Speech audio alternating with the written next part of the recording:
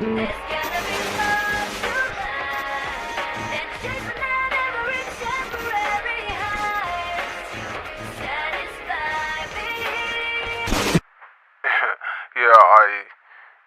pretty much took the words out of my mouth. That's exactly what I was gonna say, and I think that we should summarize. Just a summary from the beginning.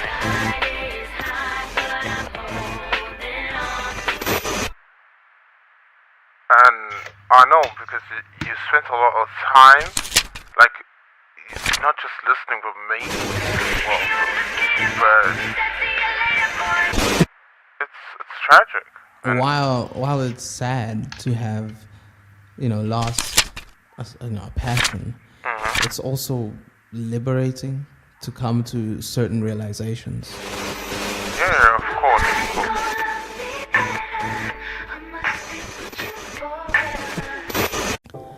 So when I was 8, early 2000s, I read this book. It was an English textbook. It had this poem, Lone Dog. I'm a lean dog, a keen dog, a wild dog and lone. I'm a rough dog, a tough dog, hunting on my own. When I read it, I knew immediately that I wanted to start writing. And I was getting into rap at the same time. It feels to me like the poetry and the rap were like two forces competing for dominance over my life. One sort of representing that vulnerable emotional side, and the other that sort of facade, like the exterior or something, I don't know. I'm a bad dog, a mad dog, teasing silly sheep. I love to sit and bathe the moon to keep fat souls from sleep. I grew up a serious bookworm. I struggled socially. I had always struggled with that, and rap did take me out of this shell a bit. It got me validation that I did not get prior to rapping, attention or whatever. I was not popular. The harder things got, the more I became convinced that I needed to be some famous rapper, like if I don't get validation here, then I can get validation that way and more. I'll never be a lap dog licking dirty feet, a sleek dog, a meek dog, cringing for my meat.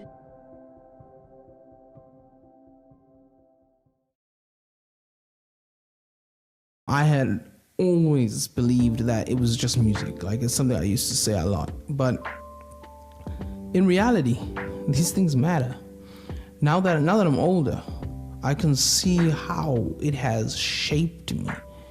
And I want to be more responsible with what I put into my brain for my own sake, if not for the sake of others. I mean, you could imagine what those words did to this loner, socially weird, inexperienced child. Not for me the fireside, the well-filled plate, but shut door and sharp stone, and cuff and kick and hate. Music, especially rap music, is a very powerful force. I can confidently say that hip-hop is the only genre that has the ability to influence people in all these three aspects at the same time. The way people speak, the way people dress, and most importantly, the way people behave. I've actually met people in real life who aspire to live like their favorite rapper. That's where my You Can't Keep Up With These Rappers video came from. It came from me meeting a crazy amount of people in person who were so influenced by the hip-hop culture to the point where some of them started speaking and behaving like their favorite rapper or rappers they listened to, and usually it wasn't the good kind of behavior. Gradually, eventually, I started thinking that there was nothing wrong with a lot of the stuff that I was listening to. That it was cool. Hypersexuality, objectification, hypermaterialism, a lot of troubling things. Harmful stuff. For instance, you will have artists get on a track and talk about killing another black person. Yeah, taking somebody's wife from their husband, taking somebody's girlfriend from their boyfriend, just a whole lot of evil talk. For the majority, I don't want to listen to no 17, 18-year-old telling me he gonna go kill somebody. I don't want to hear it's stupid talk to me. It's bullshit. People promoting violence, drug abuse, infidelity. Like, people around me genuinely think that taking someone's girl is to be celebrated. They think that cheating is a good thing, something to brag about. And I think rap is one of the major contributing factors to this. The first major thing that rap did to me was it lowered my confidence levels. Now, as a woman, I'm sure anyone can realize this about rap music.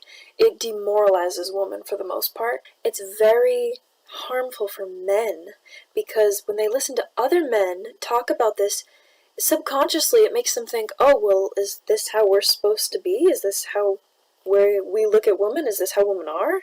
And then after listening to it so much, it just becomes a part of them. Like, the fact that it's mumble rap and, like, most of it isn't even that good. On top of that, the way they talk about women, it's like we're objects, and, like, all they care about is having sex with us, or, like, effing us. Like, it's so pointless to me, and it's so wrong.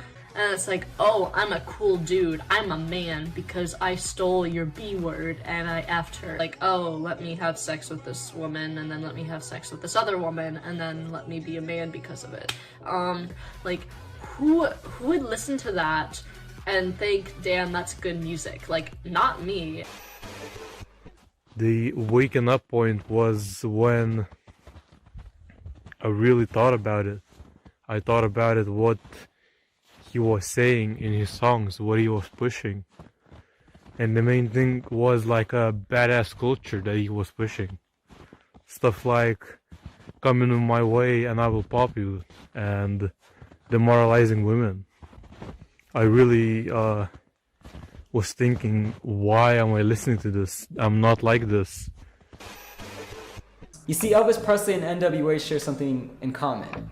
They're both clear examples of what it looks like whenever someone takes the world by storm by doing something what seems to be outrageous or deemed as not good. See, both Elvis Presley and NWA both went against what society deemed to be good at the time. What both Elvis Presley and NWA shared together was shock value. Families all across the nation can tune into CBS to watch the Grammys, where they can enjoy Cardi B and Megan Thee Stallion essentially performing softcore pornography on each other on live television. A little too sexual for your liking? Maybe you think it's a little too far out there? Oh, absolutely not. We're just getting started. Let's take it a step further. Lil Nas X recently releases a music video where he literally performs sexual acts on the devil himself. Yes, this is the same artist who said that his music was meant for your children. It's always about finding the next big controversy. Ooh, what's gonna drop those jaws? What's gonna be absolutely so outlandish that people are gonna be like, oh my god, that's horrible. And this honestly makes me very worried and concerned for the very near future, because even as of recently, we have the likes of Lil Nas X giving a lap dance for the literal devil himself, after saying that his music is for children. So if shock value sells and we're always looking for the next thing to be even more ridiculous, and we're dealing with that right now, like, what kind of outlandish antics does someone have to pull off after that? How do you beat that? I'm honestly very scared at the thought that someone is gonna have to top that. Not for me the other dogs running by my side. Some have run a short while, but none of them would bide. I spent a lot of time thinking about what's important when I was going through internal struggles. And I came out on the other side realizing that I hadn't really listened to rap in like 2-3 years. Like, I still listened to like a handful, I'm talking like less than 5, right? Like, and it was all songs that moved away from these issues that I mentioned, right? And deep down, I had always known that I didn't really belong in rap, you know.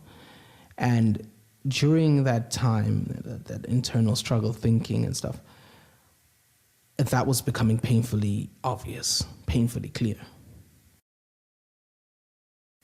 I was at a friend's house, and we had this conversation that led to me playing Skater Boy on YouTube. I hadn't heard it in years. I was immediately transported back to my childhood, and I felt like myself. And I remembered that, you know, I remembered who I was. Since then, I've been rediscovering myself through this 2000s pop music and stuff like that. You know, I am tired of the hypersexuality, the violence, the promotion of drug abuse. Like, I would much rather write and listen to other stuff. I find it much more fulfilling to express genuine, you know, stuff than to play into this weird thing that rap culture is today. It just really puts me in a good place. That's all. Oh, mine is still the lone trail, the hard trail, the best. Wide wind and wild stars, and hunger of the quest.